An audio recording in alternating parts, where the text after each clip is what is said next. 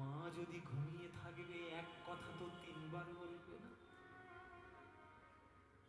জগৎবাসীর জন্য আমার মন শুধু কাঁদেনি মা, তোমার মনও কেঁদেছে। আমি গেলাম, তা আমি আসি মা, তুমি আমায় আশীর্বাদ করো। চলে গেল, আমার নিমাই চলে গেল, সবাইকে কাঁদিয়ে চলে গেল। বিষ্ণুপ্রিয়া মাঝরাত্রে ভয় পেয়ে চমকে উঠেছে, বিছানায় হাত বুলাচ্ছে প্রভুর চরণ করে, দেখছে সোনার নূপুর পড়ে আছে, কিন্তু সোনার চরণ নেই। মা, সর্বনাশ হয়ে গেছে মা, তুমি তাড়াতাড়ি ওঠো, তোমার ছেলে চলে গেছে, তোমার ছেলে আর নেই। তোমার ছেলে এই জন্যে আমার হাতে সন্ধ্যেবেলায় শাস্তি চেয়েছিল, এই যে চলে যাবে আমি বুঝতে পারিনি মা, তুমি ওঠো। কি বলছো বৌমা? নিমাই কই আমার? নিমাই নিশ্চয়ই লুকোচুরি খেলা করছে, নিমাই কই আমার? নিশ্চয়ই ঘরের মধ্যে লুকিয়ে আছে। নিমাই, ও নিমাই, নিমাই, নিমাই,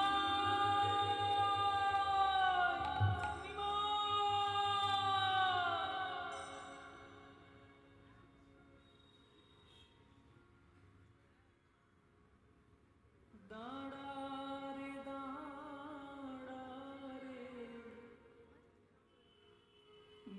নিমাই,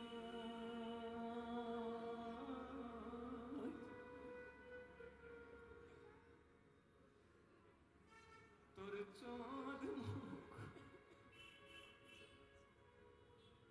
একবার দেখিলে নিমাই, একবার দাঁড়া রে,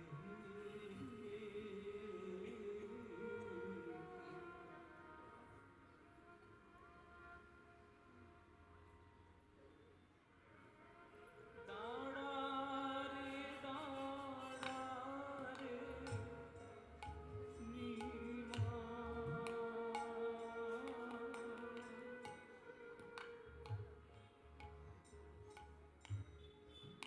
চাঁদ মুখ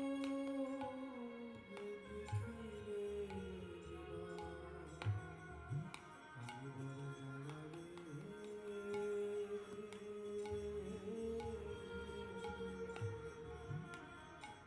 সবাই একটু হাত জোড় করে বসে গান, সবাই হাত জোড় করে। যদি নবদ্বীপ যান, নবদ্বীপের অলি গলি থেকে এখনো এই গান শোনা যাবে, আমার সচিমার গান, আমার সচিমার চোখের জল নবদ্বীপের ধুলোয় মিশে রয়েছে।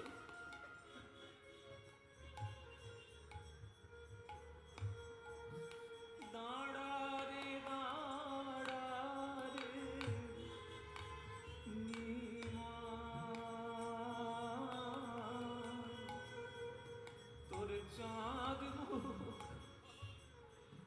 একবার দেখি রে নিমাই, একবার দাঁড়া রে।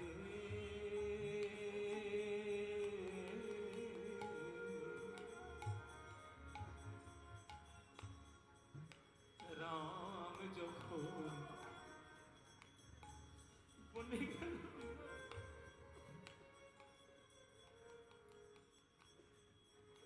রাম যখন বনে গেল নিমাই,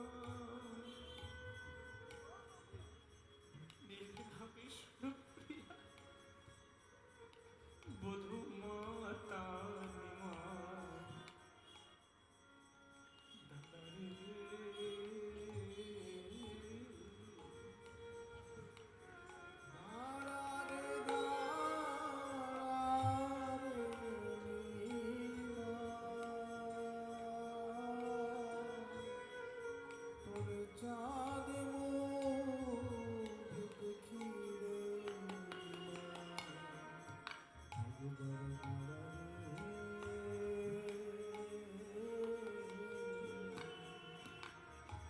লোকে বলে যত বলুক নিমাই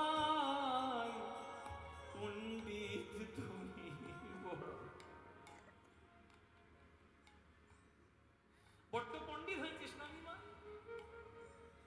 খুব পণ্ডিত হয়েছিস। মাকে কাঁদিয়ে তোর কিসের ধর্ম? তোর এই মাটা সারা জীবন চলে গেছে দুঃখে দুঃখে। আমার 8টা কন্যা সন্তান আমার কোলে মাথা রেখে মরেছে। মার কোলে যদি সন্তান মাথা রেখে মরে যায় কি কষ্ট হয়, সেটা যে কি দুঃখ। যে মায়ের কোল থেকে সন্তান হারিয়ে গেছে তাকে জিজ্ঞেস করে। আমি তো সেই মা যার কোল থেকে 8টা কন্যা সন্তান হারিয়ে গেছে। তোর বড় দাদা চলে গেছে সন্ন্যাসী হয়ে, আর তুই ছিলিস আমার আশা ভরসা, তুই আমার সম্বল। তুই আমায় ছেড়ে চলে গেলি। ওই মেয়েটার কাছে গিয়ে কি মুখ নিয়ে দাঁড়াবো আমি? কত আশা করে তোকে বিয়ে দিয়েছি, তার সঙ্গে বিষ্ণুপ্রিয়া। আমি কি নিয়ে দাঁড়াবো তার চোখের সামনে? কি মুখ দেখাবো তাকে? লোকে বলে যত বলুক নিমাই পণ্ডিত তুমি বড়। আমাকে কি বুঝাইতে পারো?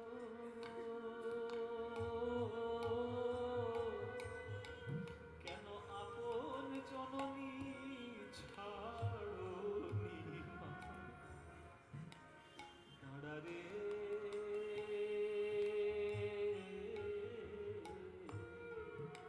দাঁড়ারে দাঁড়ারে নীমা তোর চাঁদ মুখ দেখি রে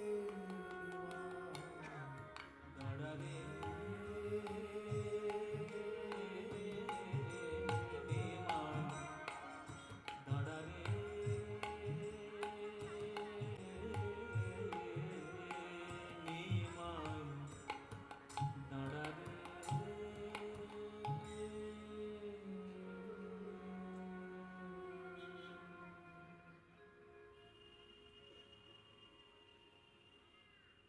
নবদ্বীপে সচি মায়ের চোখের জল মেশানো রয়েছে ধুলাতে।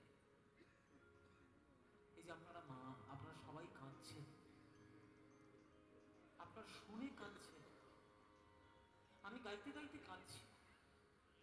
শুধু ভেবে দেখুন সচি মায়ের কান্নাটা তাহলে কেমন ছিল। পাগলিনী হয়ে গেছিলেন, একদম পাগলিনী। চলে এলো নিমাই নবদ্বীপ ছেড়ে খানিকটা দূরে কাটোয়া বলে একটি জায়গা। আগে নাম ছিল কণ্টকনগর, কাঞ্চননগর, সেটার থেকে হয়েছে এখন কাটোয়া। সেই কাটোয়ায় কার কাছে এলেন? কেশব ভারতীর কাছে। কেশব ভারতীর কাছে এসে বলছি, গুরুদেব আপনি আমাকে দীক্ষা দিন। নিমাই বলে ছেলেটা এসেছে সুরধুরীর তীরে, গঙ্গার তীরে, বটগাছের তলায়। কাটোয়ার লোক, সংক্রান্তির দিন তো সবাই তো গঙ্গা স্নান করতে যায় সকালবেলা করে, আর গঙ্গা বলে কথা, সংক্রান্তিতে স্নান করবে স্বাভাবিক ব্যাপার। গঙ্গা স্নান করবে বলে সব বেরিয়ে ভোরবেলায় যাচ্ছে। কিন্তু ভোরবেলায় যে একবার গিয়ে ওই গঙ্গার তীরে দাঁড়াচ্ছে, যে একবার নিমাইকে দেখছে, তার আর ঘরে ফিরে আসার কথা মনে নেই। জমাট হয়ে দাঁড়িয়ে যাচ্ছে, জমাট হয়ে দাঁড়িয়ে যাচ্ছে, নড়ার ক্ষমতা নেই। কাঞ্চন নগরে এক বৃক্ষ মনোহর কাঞ্চন নগরে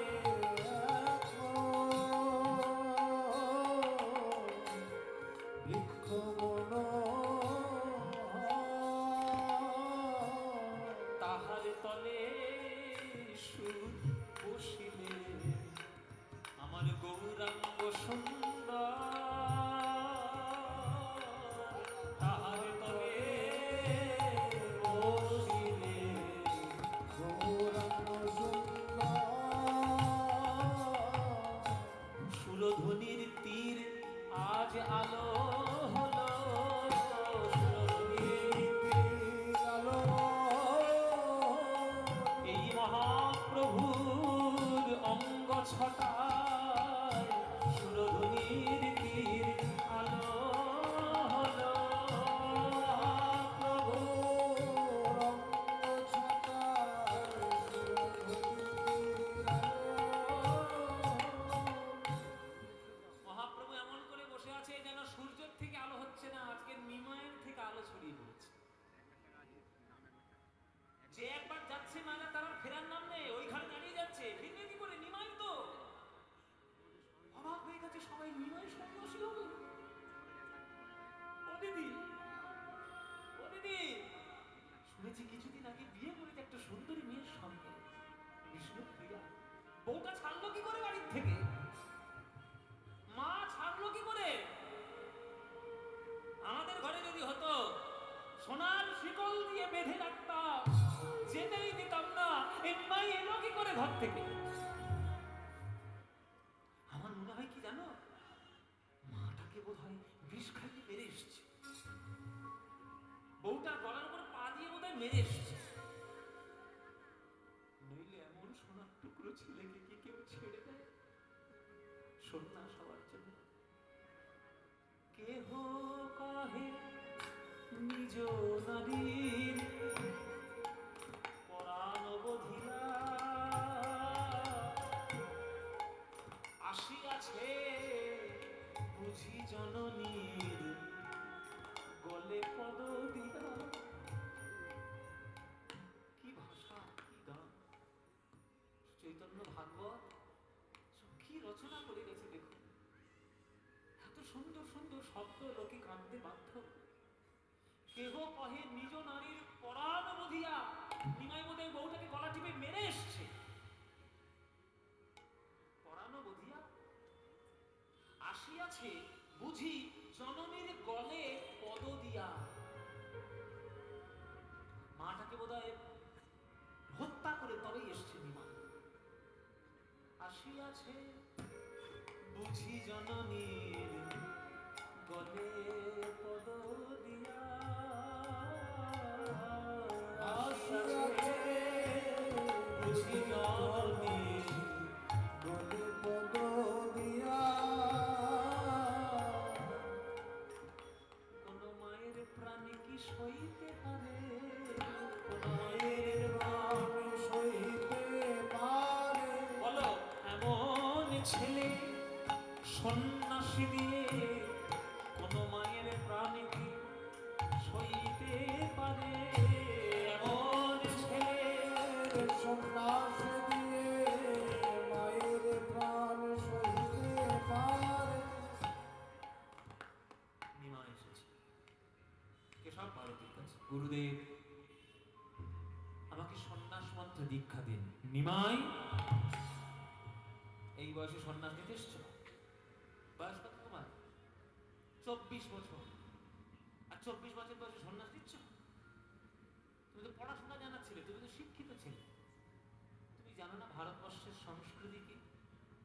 ব্রহ্মচর্য, গার্হস্থ, বানপ্রস্থ সন্ন্যাস। একটা মানুষের যদি আয়ু 100 বছর হয়, 25 বছর পর্যন্ত তার ব্রহ্মচর্য, 25 থেকে 50 তার গার্হস্থ, 50 থেকে 75 বানপ্রস্থ, তারপর সন্ন্যাস। আর তোমার 24 বছর বয়স, তুমি বিয়ে করেছো এই কিছুদিন আগে বিষ্ণুপ্রিয়াকে, তাকে ঠকানো হবে? যাও বাড়ি যাও, মাকে কাঁদিয়ে এভাবে এসো না। মাটা স্বর্গবাসী হোক, বউটার সঙ্গে সংসার করো, অন্তত 50 বছর বয়সটা হোক, তারপরে তুমি এসো। নিমাই বলছে বলছে, প্রভু বলছেন, গুরুদেব আমি যা বোঝার বুঝেছি। যে ঘর ছেড়ে আমি একবার বাইরে এসেছি, আমি সেই ঘরে আর ফিরে যেতে পারবো না। আপনি দয়া করে আমাকে দীক্ষাটা দিন। আর আপনি বয়সের দোহাই দিচ্ছেন? শুনুন গুরুদেব, যার হয় তার চারেই হয়, আর যার হবার নয় 4 লক্ষতেও তার হবার নয়। যার হবে তার চারেই হয়ে যাবে, 4 লক্ষের প্রয়োজন নাই। 50-তেও হয় না, 50-তেও হয় না, 50-তেও হয় না, 50-তেও হয় না। পঞ্চ অহংকার আছে বলে 50-তেও হয় না। অহংকার আছে তাই 50-তেও হয় না। 5খানা অহংকার আছে। জাতি বিদ্যা মহত্তম চ রূপ যৌবনে বসে। কেউ জাতের অহংকার করে, এক বামনের ছেলে, আমি চাটুর্যে মুখুজ্জে গাঙ্গুলি বা ব্যানার্জি, আমার পাশে বসে কীর্তন শুনছিস তুই?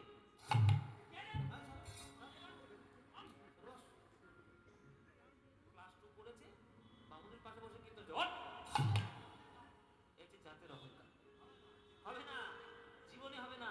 এসব অহংকার করতে নেই। বিদ্যার অহংকার অনেকে মনে করে আমি কত বড় শিক্ষিত, হবে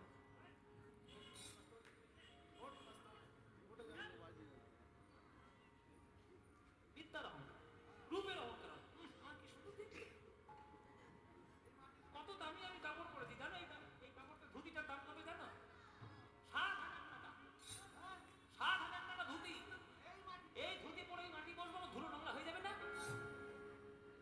বাবা, রূপের অহংকার।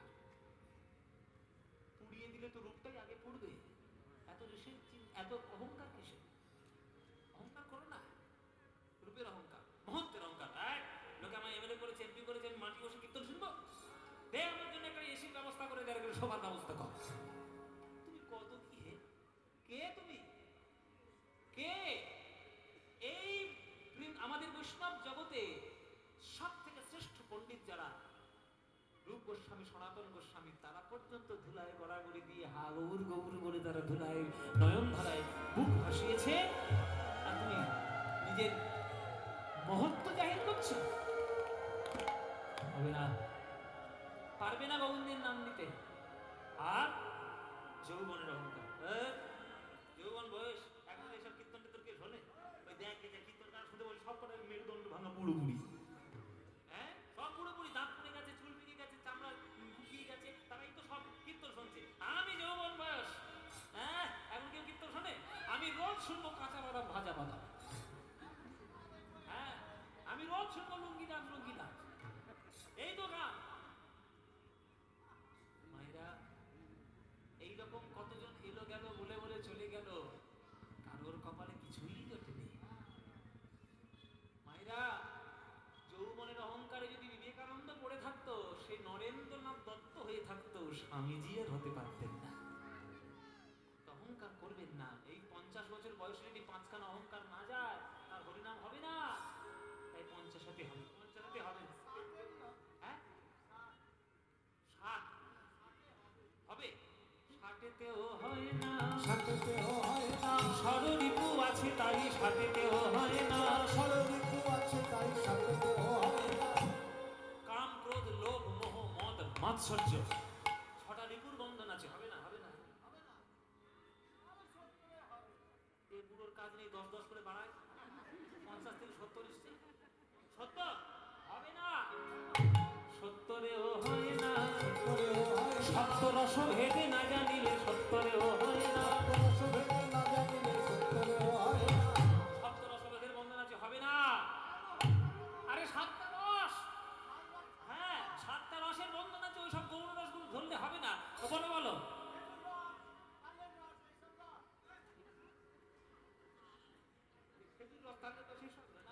হাস্য, করুণ, বীর, ভদ্র, ভয়ানক, রুদ্র, বিভৎস, এই 7খানা রস রয়েছে। এই রসের বন্ধন কাটাতে হবে, তাহলে হবে, নইলে হবে না। না, 10 বাড়িয়েছে।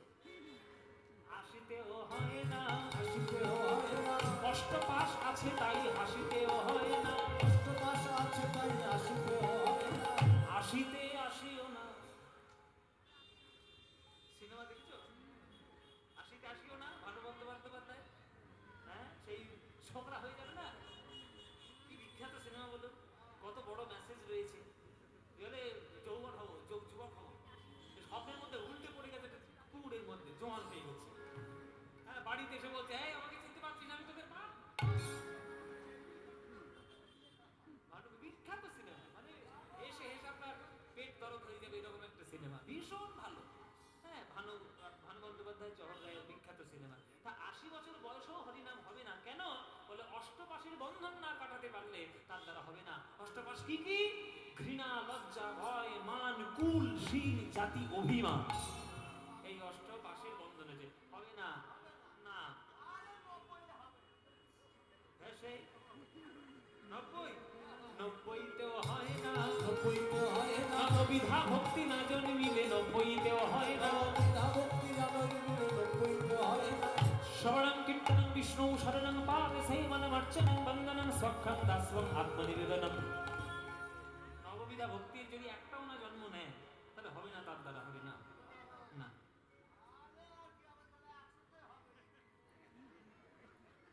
ও মায়েরা কি বলবে বলো, বলছো তো না? তাহলে 100 বছর বয়সে মহাপ্রভু হি হি করে হেসে উঠেছে।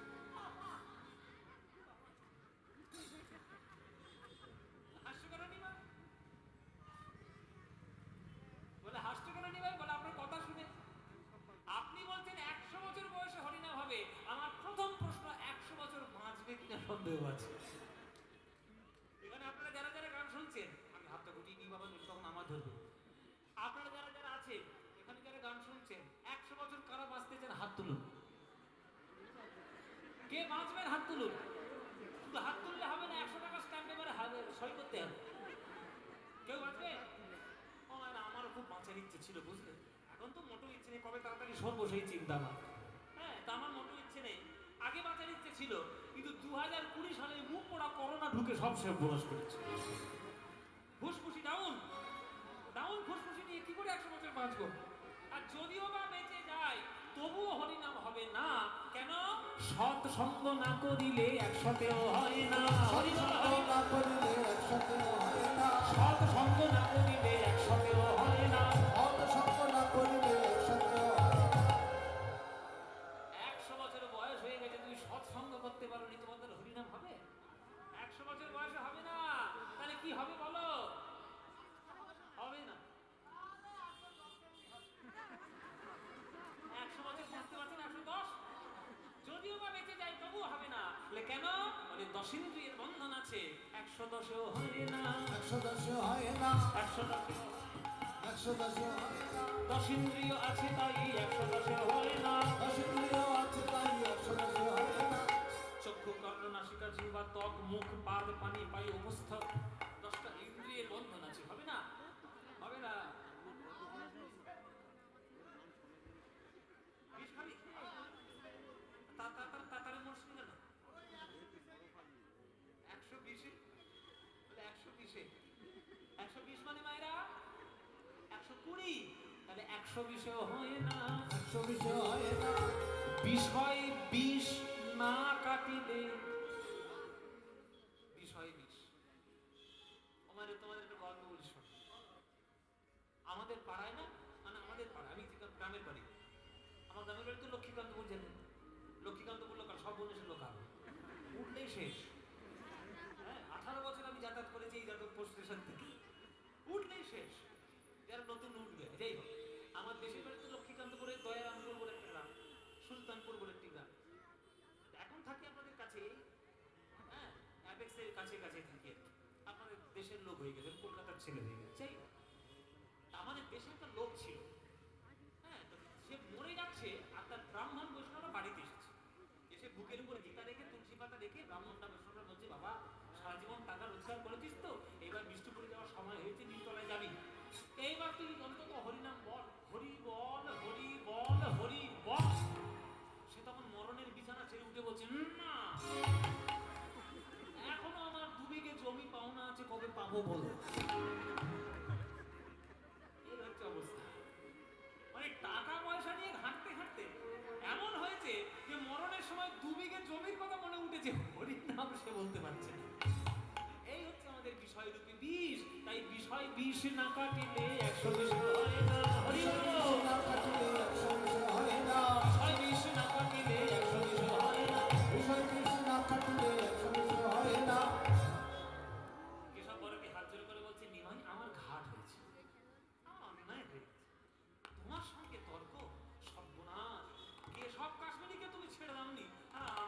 সব ভারতী, সব প্রণাম হবে না।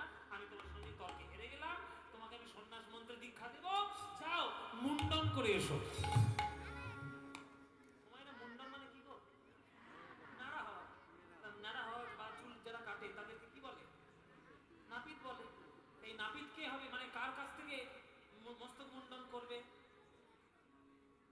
এই মা ঠিক জানে, কিন্তু ঠিক বলেছে। মধু মঙ্গল নয়, তার নাম হচ্ছে মধু পরামানিক।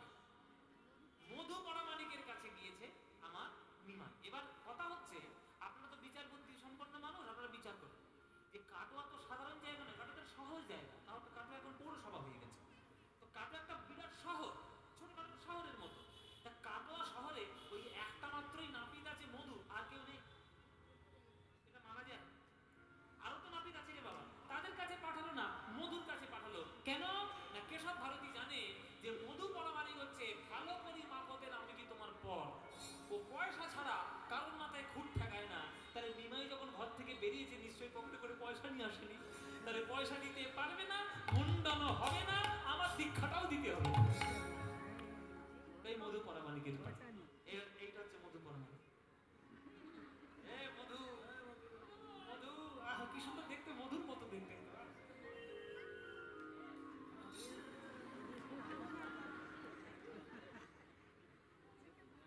এই মধু, আমাকে একটু মুন্ডন করিয়ে দিবি তো? হ্যাঁ, হবে। কি পয়সা? তোকে পয়সা দিতে হবে। প্রভু বলছেন পয়সা তো নাই। পয়সা নেই তাহলে কি করে দেবো? শোন মধু, পয়সার পরিবর্তে তোকে একটা জিনিস দিয়ে যাবো। হ্যাঁ, ভালো জিনিস দেবো তোকে। তোকে আমি ভবনদী পার করে দেব। এবার মধু ভেবেছে গঙ্গাও যেমন একটা নদী, পদ্মাও যেমন একটা নদী, ভব বলে বোধহয় কোন একটা নদী আছে, সেইখানে মনে হয় পারাপার হবে। তাহলে আমি গেলে পারাপার করে দেবে। ও ঠাকুর, হে গলায় তোমার কইতে, আর তুমি নৌকা পারাপার করো? আচ্ছা ঠিক আছে, তাহলে মুন্ডন করিয়ে দিই, এসো মুন্ডন করাই। এই বলে খুর নিয়ে মাথায় দিয়েছে টাক।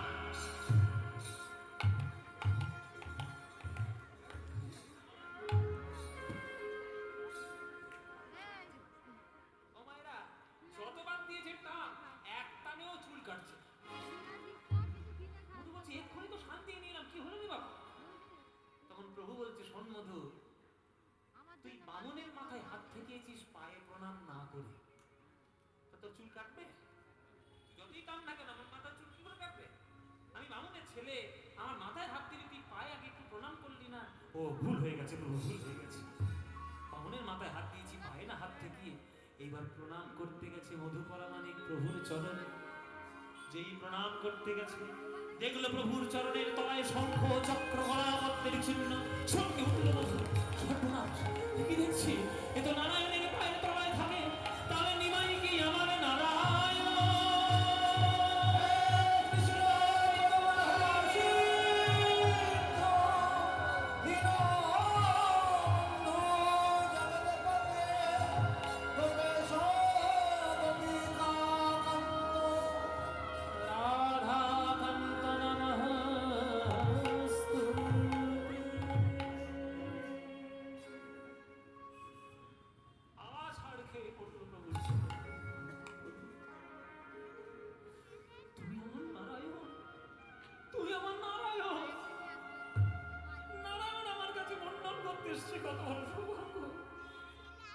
আর নিমাই এসছে মুন্ডন করতে, কত বড় দুর্ভাগ্য আমার। তোমার একবার যদি মুন্ডন করিয়ে দিই নিমাই, এই অপূর্ব রূপ আর কেউ কোনোদিন দেখতে পাবে না। তাই নিমাই, তোমার চরণ ধরে আমি কথা দিলাম, তোমার মুন্ডন হলো আমার জীবনের শেষ মুন্ডন। তোমাকে মুন্ডন করিয়ে দিয়ে এই নাপিত ব্যবসা আর না করি, আমি খুর ফেলি দিব জলে। নাপিত ব্যবসা আর না করিব, খুর ফেলি দিব জলে। প্রভু, আমি তব শনে যাব, তব শনে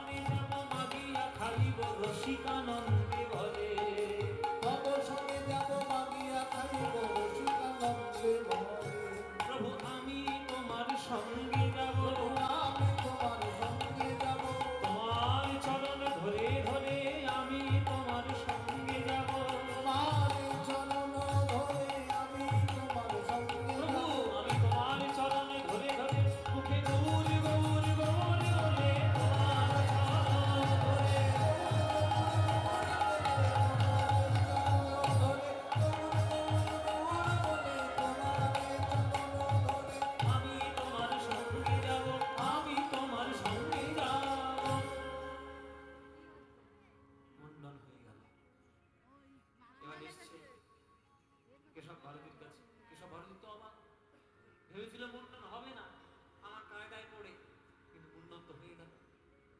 শেষ বুদ্ধি একটা ছেলে দেখি, যদি কাজ হয়। নিমাই, কোন মন্ত্র তোমায় দীক্ষা দেব? মন্ত্র ভুলে গেছি নিমাই, আমার মন্ত্র মনে নাই। প্রভু মুচকি মুচকি এসে বলছে, মন্ত্র ভুলে গেছে? আমার মন্ত্র জানা আছে, স্বপ্নের মধ্যে সে মন্ত্র পেয়েছি।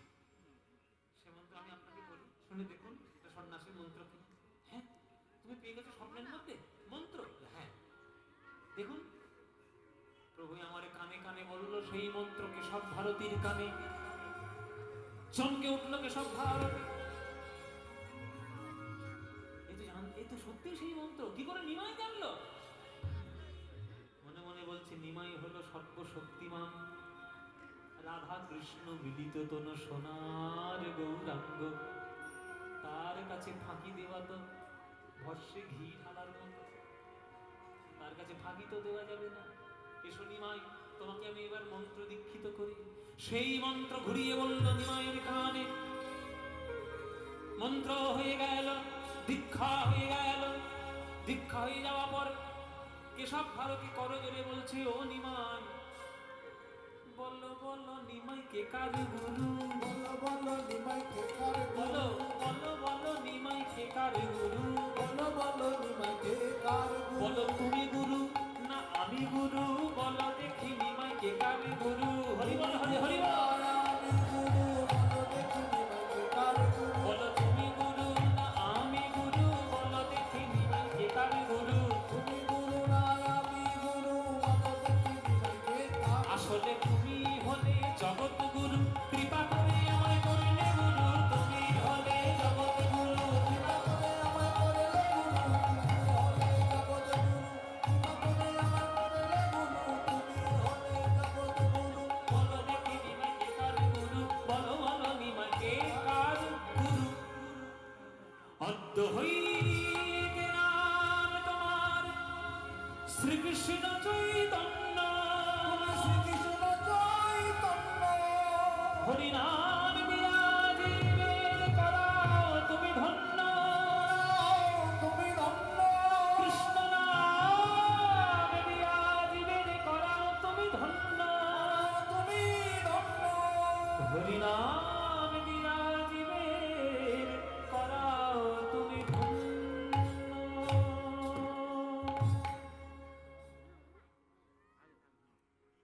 দীক্ষা হয়ে গেল। আজকের থেকে বিশ্বম্ভর মিশ্র হলেন শ্রীকৃষ্ণ চৈতন্য। দীক্ষা হল। চললেন প্রভু বৃন্দাবনের পথে। বৃন্দাবনের পথে থেকে তারপরে দক্ষিণ ভারত ভালো করে ঘুরলেন। সর্বশেষে তিনি এসে স্থায়ীভাবে বসবাস করতে শুরু করলেন নীলাচল জগন্নাথ শ্রীক্ষেত্র পুরী ক্ষেত্র। জগন্নাথ স্বামী নয়ন পথগামী ভবদোনে। জগন্নাথ স্বামী নয়ন পথগামী।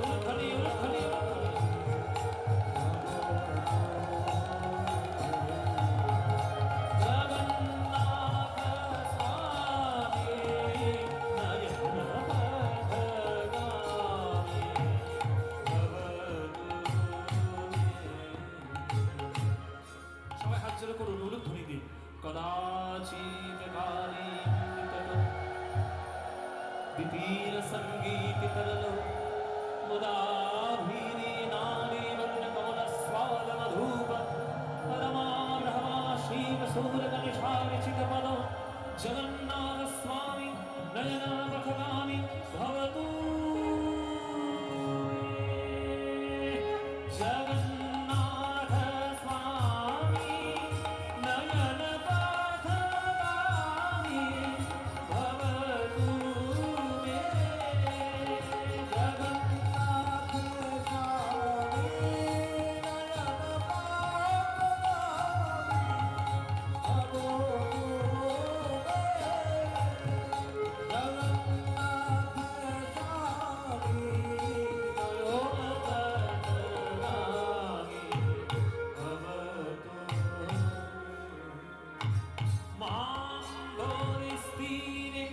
कनकरुचिरे नीलशिखारे वसनप्रसादान्तः सहजबलभद्रेण बलीना मध्यस्थसुभद्रा सकलसूरसेवां सरदो जगन्नाथस्वामी नयनपथगामी भवतु मे। जगन्नाथस्वामी नयनपथगामी भवतु मे। जगन्नाथ स्वामी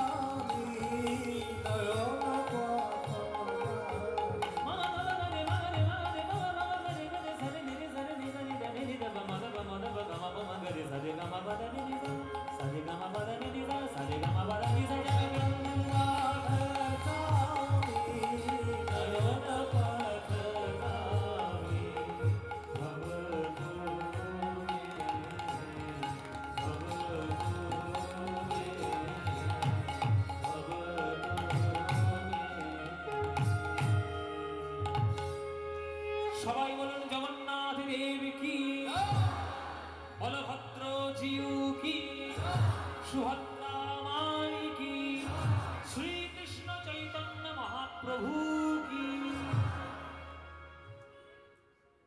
মাধব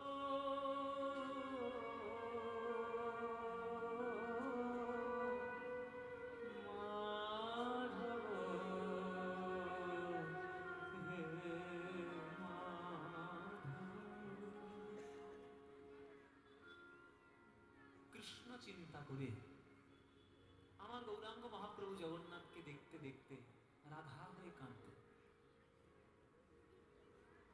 নিজের মধ্যে রাধাকে যদি জাগ্রত করতে না পারেন, কৃষ্ণকে পাওয়া হবে না। আপনারা সবাই জেনে রাখুন, বৃন্দাবনে কৃষ্ণ সেবা মানে গোপী আনুগত্য সেবা। নিজেকে যদি সেই গোপী মনে করতে না পারেন, তাহলে কৃষ্ণকে ভালোবাসতে পারবেন না। ওই জন্য বৃন্দাবনে কৃষ্ণের নাম উচ্চারিত হয় না, কি বলতে হয়? রাধে। রাধারানীর নাম না নিলে, রাধারানীর কৃপা না হলে আপনি বৃন্দাবনে প্রবেশ করতে পারবেন না। এখানে একটা কথা জেনে রেখে দিন, বৃন্দাবনে বেড়াতে যাওয়া আর বৃন্দাবনে প্রবেশ করা আলাদা। এসব গভীর কথা, এসব সাধারণ লোক বুঝবে না, সাধারণ লোকের জন্য নয় এগুলো, কিন্তু কিছু বলতে হয় কীর্তনের আসলে। কোথাও বেড়াতে যাওয়া আর সেখানে প্রবেশ করা আলাদা।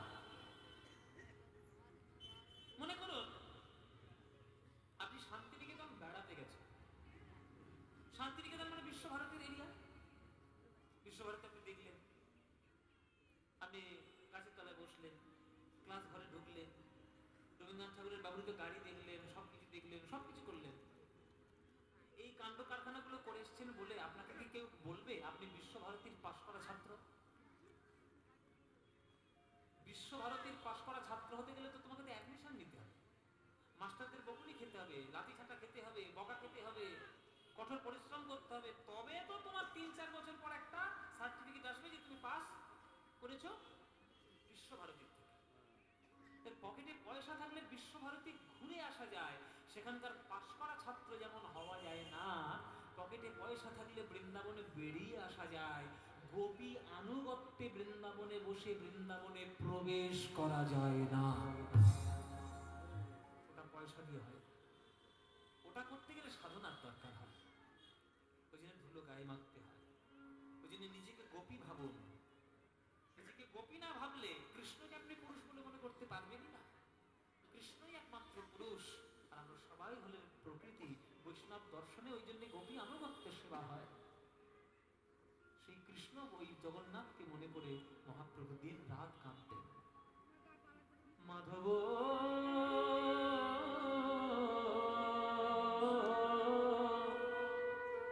মাধব হে মাধব, ও হে রাধা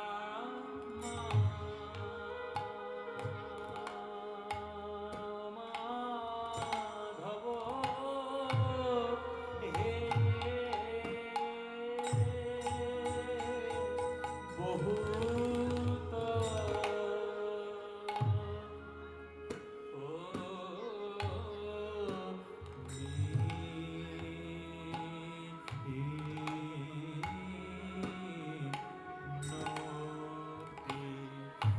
বহুত মিনতি করু তোয়, হে ও হে রাধা ও মাধব, এই নিবেদন তব পায়ে চরণ ছাড়া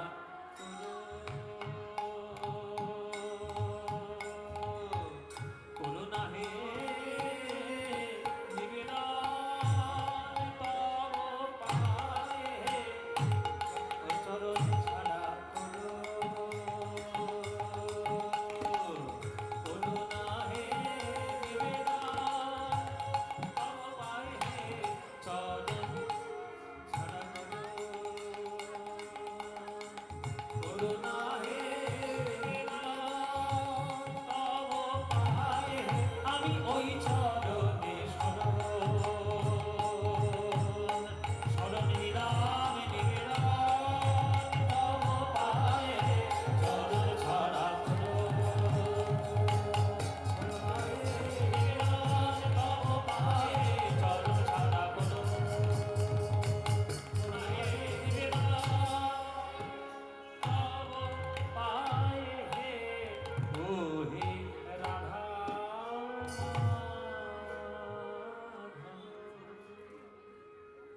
এইগুলো হচ্ছে প্রিয় কীর্তন।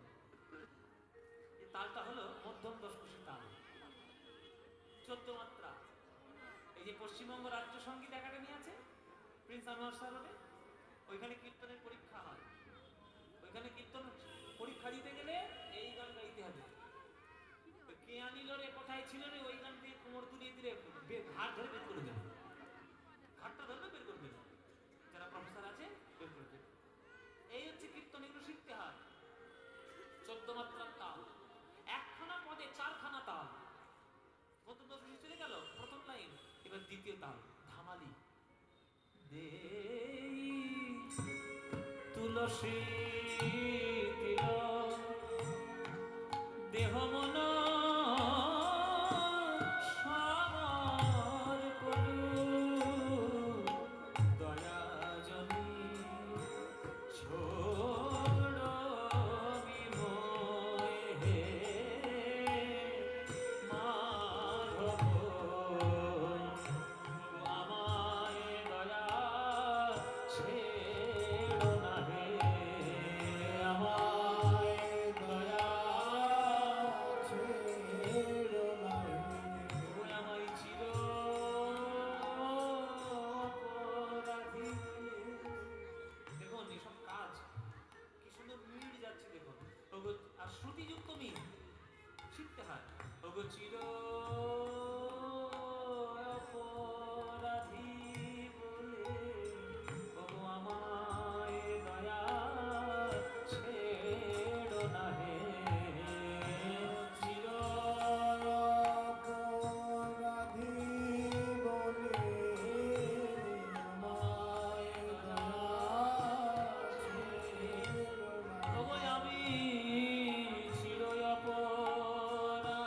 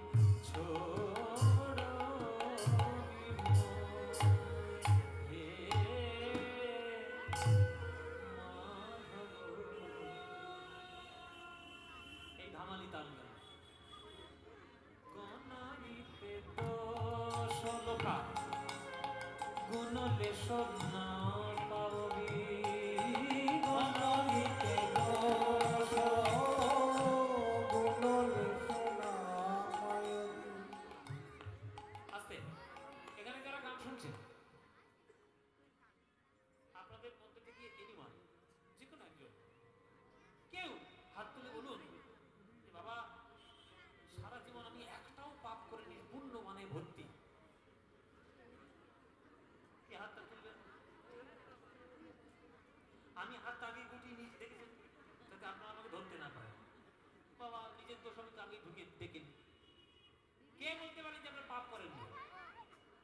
সবাই করেছে। তাহলে আমাদের জীবনে কোনটা বেশি, পুণ্য না পাপ? তাহলে পাপ বেশি। তাহলে আমাদের সাহস হয় কি করে পাপ জীবন নিয়ে ভগবানকে ডাকবো? স্পর্ধা কে দিয়েছে? ভগবান বলছে কি রে সারা জীবন তো পাপ করলি, আমার মন্দিরে এসে হাউ হাউ করে কেঁদে কেঁদে ডাকতে এসছিস? সারা জীবন যখন পাপ করিস তখন মনে থাকে না? তোর কোন স্পর্ধা আছে, তোর কোন পুণ্য আছে যে তুই আমায় ডাকবি? তখন ভক্ত বলছে ওগো প্রভু গণিতে দোষ গুণলে সোনা পাবি জগৎ করবি বিচার আমার গুণ তো কিছুই পাবে না মাধব। আমার গুণে তো কিছু পাবে না মাধব। কেবল রাশি রাশি দোষ পাবে, গুণ তো কিছুই পাবে না মাধব। রাশি রাশি দোষ পাবে, গুণে তো কিছু পাবে না মাধব। বলে বাবা যুক্তি যখন আছে বুদ্ধি যখন আছে তাহলে ডাকছিস কেন? তুই তো জানিস তুই পাপ করেছিস আমাকে পাবি না, তাহলে তুই ডাকছিস কেন? তাহলে আমাকে টাকার সাহসটা তোকে দিয়েছে কে? বলে পুরীর লোকেরা। পুরীর লোকেরা মানে পুরীতে এসে তো সাহস বেড়ে গেল? তাহলে হ্যাঁ বেড়ে গেছে। কি করে বাড়লো? বলে ওই তো পুরীতে এলাম, এসে তোমার একটা নাম শুনতে পেলাম, পুরীতে সবাই এক নামে জয়ধ্বনি দিচ্ছে। নামটা কি গো মায়েরা? জগন্নাথ দেব কি? একটু পড়াশোনা করেছি তো, ওই পেটে বিদ্যে আছে দু কলম, ওই জন্য জগন্নাথকে আমি সন্ধি বিচ্ছেদ করলাম। তো সন্ধি বিচ্ছেদ করে দেখলাম জগৎ যুক্ত নাথ জগন্নাথ। তা তুহু জগন্নাথ এ জগতে কহসি তুহু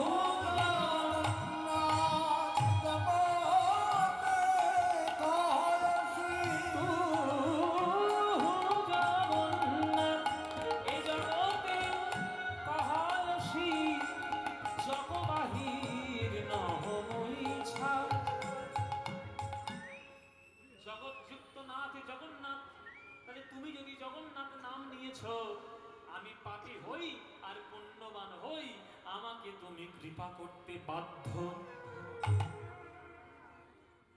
নইলে তুমি জগন্নাথ নাম নিয়েছো কেন? তোমার নাম নেওয়া উচিত ছিল পুণ্যনাথ, গুণীনাথ, ভালোনাথ। মানে ভালো ছাড়া, পুণ্যবান ছাড়া, গুণী ছাড়া তুমি কাউকে কৃপা করবে না, এটাই বলা উচিত ছিল। জগন্নাথ যখন হয়েছো তাহলে আমাকেও তো তোমায় কৃপা করতে হবে। আমি তো জগৎ ছাড়া নই হে, আমি তো জগৎ ছাড়া নই। প্রভু তুমি যদি জগন্নাথ হবে, আমি তো জগৎ ছাড়া নই হে। তুমি যদি জগন্নাথ হবে, আমি তো জগৎ ছাড়া নই। তুমি যদি জগন্নাথ হবে আমি তো জগৎ ছাড়া নই। আস্তে আমি একটা বাস্তব উদাহরণ দিই। আস্তে কথা বলবেন না বাবা। কোন বিল পাস যদি লোকসভা থেকে হয়, রাষ্ট্রপতি সেটা থেকে যদি সাইন করে দেয়, তাহলে সেটা কি হয়ে যায়? আইন হয়ে যায়।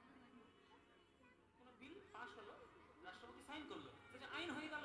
তাহলে এই যে আইনটা হলো, সেই আইনটা দেশের সকল মানুষের জন্য বর্তাবে। তুমি সরকার পক্ষে আছো বলে তোমার উপর বর্তাবে, আর যে সরকার পক্ষে নেই, বিরোধী পক্ষ, তার উপর বর্তাবে না? বর্তাবে। একটা আইন সবার জন্য যেমন সমান, তাহলে তুমি যখন জগন্নাথ নাম নিয়েছো, তোমারও উচিত তোমার কৃপা সবার প্রতি সমান করেই দেখা। আমি পাপী হই আর পুণ্যবান হই, এটা তো তোমার দেখার দরকার নেই।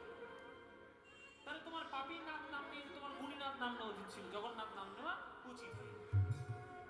তখন ভগবান চোরের মায়ের বড় গলা, নিজে পূর্ণ করে আসেনি, আমি জগন্নাথ নাম নিয়েছি বলে আমাকে সবাইকে কৃপা করতে হয়। এই মানুষ হয়ে জন্ম নিয়েছিস বলে কত তর্ক করছিস। ওই যে ইংরেজিতে একটা কথা আছে না যে man is a rational animal, man rational animal. এর মতো বুদ্ধিমত্তা কারণ নেই। দেখবেন যত তর্ক কারা করে বাবা, সব থেকে তর্ক কোন প্রাণী করে? জগতে তো অনেক প্রাণী আছে, কুকুর, ছাগল, গরু, ভেড়া, সিংহ, হাতি। তর্ক কোন কোন মানুষ করে? কোন প্রাণী করে তর্ক? মানুষ করে। এই সন্ধ্যাবেলায় এবিপি আনন্দ 24 ঘন্টা টিভি 9 বাংলা দেখুন না, সব তর্ক করতে গিয়ে বসে, মানুষগুলোই বসে, দেখবেন সব তর্ক করছে, এর উপর তার উপর বলছে, ওর উপর ঝাঁপিয়ে পড়ছে। আমরা ছোটবেলায় মাস্টারমশাইদের কাছে শিখেছিলাম যে কারোর কথার উপরে কথা বলবে না, কেউ যদি কথা বলে কথাটা শেষ হলে তারপরে কথা বলবেন। মাস্টারমশাইদের কাছে আমার শেখা। তোমার টিভিতে দেখছি সব অশিক্ষিতের দল বসেছে, কথার উপর কথা বলছে, এ কথা বলছে ঘাড়ের উপর গিয়া।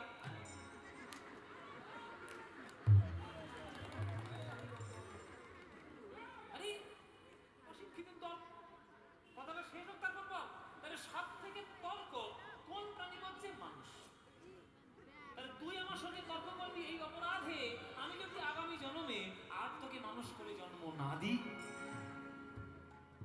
তর্ক করতে পারবি?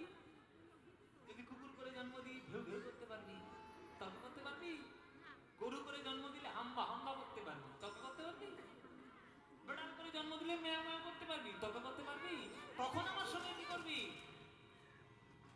তখন প্রভু ভক্ত বলছে, প্রভু যদি তোমার সঙ্গে তর্ক করার অপরাধে যদি সামনের জন্মে মানুষ আর না হই, পশু হই, পাখি হই, পোকা হই, গাছ হই, যেই রূপে জন্ম নিই না কেন,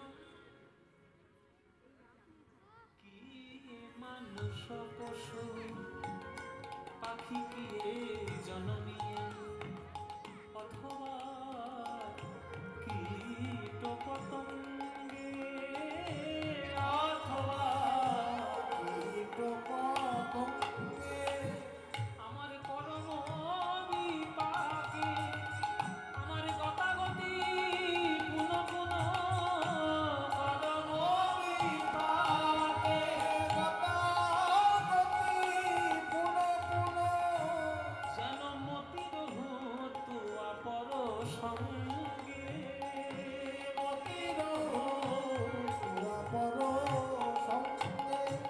হে গোবিন্দ, যদি আগামী জন্মে গাছপালা করে জন্ম নাও, দয়া করে যেন আমায় তুলসী গাছ করে জন্ম দিও। তুলসীর পাতা দিয়ে প্রসাদ হব, মঞ্জরি দিয়ে প্রসাদ হব, আর তুলসীর কাষ্ঠ হয়ে ভক্তদের গলায় মালা হয়ে যাও। যদি তুমি জলের প্রাণী করে জন্ম দাও, আমায় শঙ্খ করে জন্ম দিও।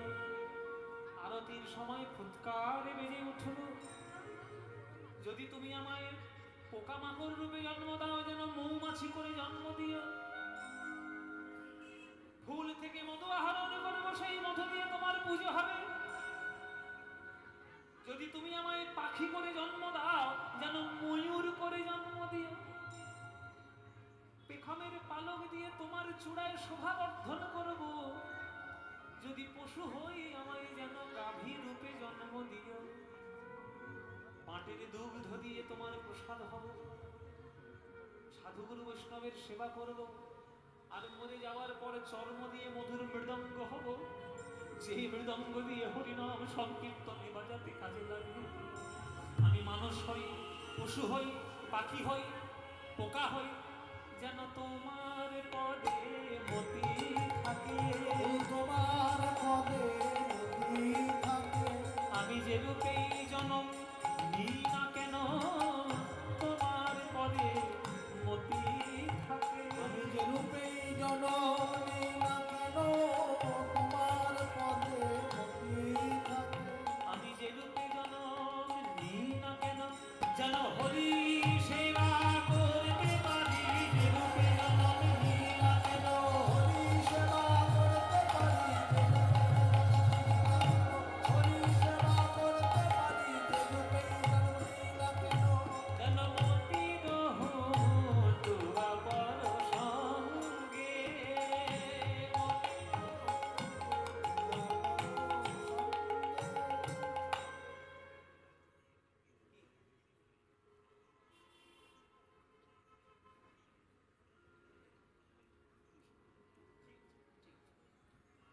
এত সুন্দর পদ কে রচনা করেছেন? ঘনয়ে বিদ্যাপতি অতিশয় কাতর, ঘনয়ে বিদ্যাপতি অতিশয় কাতর, তরইতে ইহ ভব সিন্ধু, তরইতে ইহ ভব সিন্ধু। ওগো তোমা পদ পল্লব করুণাবলম্বন, তোমা পদ পল্লব, তোমা পদ পল্লব করুণাবলম্বন, তোমা পদ দিল আধ দেহ দিন বন্ধু, দিল আধ দেহ আমায় দান করো হে দান করো, এক বিন্দু কৃপা দান করো হে, এক বিন্দু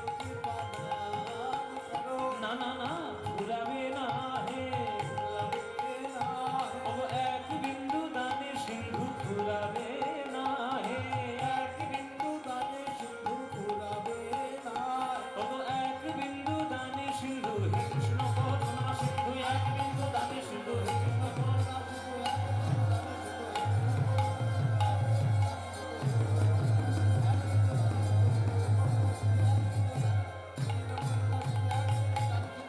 ফুরাবে না, দিল আধ দেহ দিন বন্ধু, দিল আধ দেহ দিন বন্ধু, দিন বন্ধু, দিন বন্ধু, দিল আধ দেহ দিন বন্ধু, দিন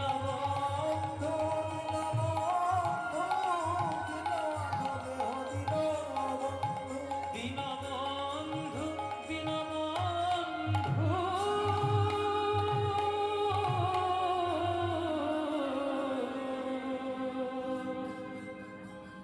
দিল আধ দেহ দিন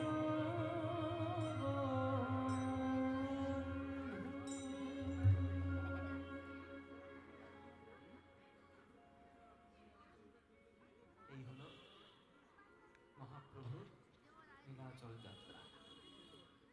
এই গান গাইতে গাইতেই জগন্নাথ দেবের সঙ্গে তার আলাপ, তার ভালোবাসা, রাধা প্রেম প্রচার, বৈষ্ণব ধর্মের উত্তরোত্তর বৃদ্ধি, তারপর মহাপ্রভুর অন্তর্ধান। কিভাবে গেলেন, কি করলেন, কেমন করে হলো না হলো, তর্কের বিষয়ে তর্কের জায়গায় থাকবে, কিন্তু ভক্তির জায়গায় ভক্তি থাকবে। তিনি কেমন করে গেলেন, অন্তর্ধান হলেন, সেটা না ভেবে কেমন করে তিনি সমাজকে শিক্ষা দিলেন আর তার কাছ থেকে কি পেলেন, এইটা নিয়ে চিন্তা করলে বোধ হয় বর্তমান সমাজ অনেক বেশি উন্নত হবে। সেই অন্তর্ধান, সেই রহস্য, সেই সকল কিছু মিলে সিনেমা লৌহ গৌরাঙ্গের নাম রে। আর তার একটি গান এখন মোবাইলে মোবাইলে মোবাইলে মোবাইলে ঘুরছে, আর ঘোরাটা স্বাভাবিক, কেননা যিনি গেয়েছেন তিনি ভারতবর্ষের প্রথিতযশা এবং বাংলার গর্ব অরিজিৎ সিং। এই প্রথম কীর্তনাঙ্গে তিনি গান গেয়েছেন, সে গানটা সিনেমার মধ্যে ব্যবহার হয়েছে। আর লৌহ গৌরাঙ্গের নামে যে মিউজিক অ্যালবামটা, তার মধ্যে আমার গাওয়া ওই গান, একই গান আমারও গাওয়া আছে, একটা ভার্সন গাওয়া আছে। সুরকার প্রখ্যাত সঙ্গীত পরিচালক ইন্দ্রদীপ দাশগুপ্ত, তার সুর, কথা রিতম সেন, পরিচালনা সৃজিত মুখোপাধ্যায়, প্রডিউসার প্রযোজনা করেছেন এসভিএফ এবং রানা সরকার। এত সুন্দর একটা রিসার্চ এবং সঙ্গীত প্রধান একটি সিনেমা। সেই সঙ্গীত প্রধান সিনেমাটা আপনারা যদি পারেন অবশ্যই একবার দেখবেন। আর যেহেতু অনেকের অনুরোধ সে গানটি একটু গাইব, সে গানটি গাইতে গাইতে আজকের আমাদের এই অনুষ্ঠান, আমাদের কীর্তন আমরা সমাপ্ত করব। তার আগে বলি, 1 মিনিট একটা কথা বলি। বর্তমান দিনে আমাদের রুচি ক্রমশ নিম্নগামী, নিচুর দিকে যাচ্ছে। সমাজের সংস্কৃতি, উন্নত সাহিত্য, সেগুলোর পিছনে আমাদের সময় দেওয়ার ক্ষমতা নেই। শহুরে মানুষ হয়ে আমরা পাশ্চাত্য শিল্পকে, পাশ্চাত্য ধ্যান ধারণাকে আপন করে নিচ্ছি। সম্মান দেওয়া নিশ্চয়ই ভালো, কিন্তু নিজের দেশের শিকড় শিকড় ভুলে অন্যকে সম্মান দেওয়াটা বোকামি ছাড়া কিচ্ছু নয়। রবীন্দ্রনাথ ঠাকুরের থেকে বুদ্ধিজীবী আপনি নিশ্চয়ই নন, নজরুল ইসলামের থেকে বড় বুদ্ধিজীবী নিশ্চয়ই আপনি নন, স্বামীজির থেকে বড় বুদ্ধি পড়াশোনা ছেলে নিশ্চয়ই আপনি নন। এই তারাও যখন কীর্তনকে মাথায় তুলে রেখেছে, আমাদেরও উচিত কীর্তনকে সম্মান করা। এই শ্রীকন পার্ক এত সুন্দর একটি অনুষ্ঠানে তারা হরিনাম সংকীর্তন আয়োজন করেছে। আপনারা শ্রবণ করতে এসছেন, আজকের কলকাতার বুকেও যে এত হাজার হাজার মানুষ আজকে শুনছে, এটাও মহাপ্রভুর কৃপা। এত সুন্দর প্যান্ডেল, এত সুন্দর মণ্ডপ সজ্জা, এত সুন্দর মন্দির, রাধা গোবিন্দের বিগ্রহ, এত সুন্দর সাউন্ড দিচ্ছেন দাদা, পরিষ্কার পরিচ্ছন্ন শব্দ, সকল কিছু পরিষ্কার সুন্দরের মধ্যে আপনারা সুন্দরতম কীর্তন আস্বাদন করছেন। তাই আপনারা আমরা সবাই আমাদের দায়িত্ব বাংলার সংস্কৃতি যেন নষ্ট না হয়ে যায়। তার পিছনে একটা অর্থনৈতিক দিকও থাকে। সুতরাং আপনাদের যতটুকু সাধ্য, যতটুকু আপনাদের দেওয়ার ইচ্ছে মনে মানসিকভাবে প্রস্তুতি আপনাদের যতটুকু, আপনারা প্রাণ ভরে একটু দান দেবেন, যাতে কীর্তন গান, কীর্তনের আসর শহরের মধ্যে যেন একটু বৃদ্ধি হয়। আমি আজকের 28 বছর কীর্তন করছি, আমি গ্রামে যত না সংখ্যক কীর্তন করি, শহরে তার এক অংশও পাই না। আমাদের কলকাতাতে এক অংশও আমরা পাই না। মুর্শিদাবাদ, নদিয়া, বীরভূম, বর্ধমান, মালদা, নদিয়া, এখানে এত পরিমাণ কীর্তন হয়, সারা বছর এত বিজি থাকি আমি, কিন্তু কলকাতা শহরের বুকে কীর্তন খুব কম হয়। কিন্তু সেই কীর্তন যদি ফিরে না আসে, মানবতা আবার হারিয়ে যাবে। তাই আপনাদের চরণে প্রার্থনা, অর্থ অনর্থের কারণ হতে পারে, অর্থ পরমার্থেরও কারণ হতে পারে। আপনি কিভাবে ব্যবহার করবেন সেটা আপনার নিজস্ব ব্যবহারের উপর নির্ভর। 500 টাকার নোট দিয়ে আপনি একটা মদের বোতল কিনতেই পারেন। যদি মদের বোতলটা কিনে নিয়ে আসেন, তাহলে আপনি অনর্থ কিনে ঘরে নিয়ে এলেন। আর 500 টাকার নোট দিয়ে যদি একটা শ্রীমদ্ ভগবত গীতা কিনে নিয়ে আসেন, জানবেন আপনি পরমার্থ ঘরে নিয়ে এলেন। এবার আপনি অনর্থ চান না পরমার্থ চান, সেটা তো আপনার উপর নির্ভর। সেখানে গণতান্ত্রিক অধিকার আমার নেই যে আপনার পয়সা আপনি কিভাবে খরচা করবেন। শুধু উপদেশটা দিতে পারি যে আপনি 500 টাকার নোট দিয়ে একটা সিগারেটের প্যাকেট কিনবেন, মদের বোতল কিনবেন, না 500 টাকার নোট দিয়ে আপনি একটা ভাগবত গীতা কিনবেন, বা 500 টাকার নোট দিয়ে কোনো রামকৃষ্ণ মিশনে গিয়ে একটু দান দিয়ে আসবেন, কোনো অনাথ আশ্রমে দান দিয়ে আসবেন, কোনো বৃদ্ধাশ্রমে দান দিয়ে আসবেন। এটা আপনার নিজস্ব ব্যাপার। তাই আপনাদের সবার প্রার্থনা, যতটুকু সম্ভব আপনারা দান দেবেন, কীর্তন গানকে আরো অনুপ্রাণিত করে, আরো বাড়িয়ে, আরো উন্নত করে আসরগুলো তৈরি করবেন। জয় নিতাই। আর এইভাবে কীর্তন প্রত্যেক বছর শুনবেন, আপনারা আসবেন। শেষ গান দিয়ে আজকে আমরা শেষ করবো আমাদের অনুষ্ঠান। কম্পিত তনুদল গঞ্জিত বাদল কুঞ্জিত শ্যামল মালা, কম্পিত তনুদল গঞ্জিত বাদল কুঞ্জিত শ্যামল মালা, নবল কিশোর মম কোমল নীর সম, নবল কিশোর মম কোমল নীর সম, খনি গোরা চাঁদ খনি কালা, খনি গোরা চাঁদ খনি কালা, কম্পিত তনুদল গঞ্জিত বাদল কুঞ্জিত শ্যামল মালা।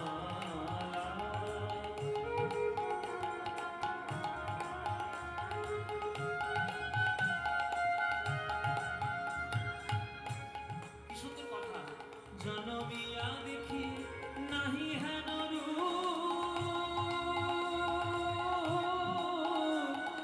জনমিয়া দেখি নাহি হেন রূপ, চাঁদের মুকুর যেন চাঁদের স্বরূপ, পরশিয়া মনোহর চিত জন থর থর, মধুকুপি হেরি যথা অমস মধুর, পরশিয়া মনোহর চিত জন থর থর, মধুকুপি হেরি যথা অমস মধুর, চুয়া চন্দনহার ফুল সজ্জা বাহার, চুয়া চন্দনহার ফুল সজ্জা বাহার, প্রিয়গিনী কণ্টক জ্বালা, নবল কিশোর মম কোমল নীর সম, নবল কিশোর মম কোমল নীর সম, খনি গোরা চাঁদ খনি কালা, ক্ষণে গোরা চাঁদ ক্ষণে কালা কম্পিত কোমল মঞ্জিত বাদল কুঞ্জিত শ্যামল মালা ক্ষণে গোরা চাঁদ ক্ষণে কালা ক্ষণে গোরা চাঁদ ক্ষণে কালা ক্ষণে গোরা চাঁদ ক্ষণে জয় নিতাই গৌর হরিবল। এখানে আমাদের লীলা আমরা সমাপ্তি রাখলাম। শ্রীকৃষ্ণ চৈতন্য প্রভু প্রভু নিত্যানন্দ, শ্রীকৃষ্ণ চৈতন্য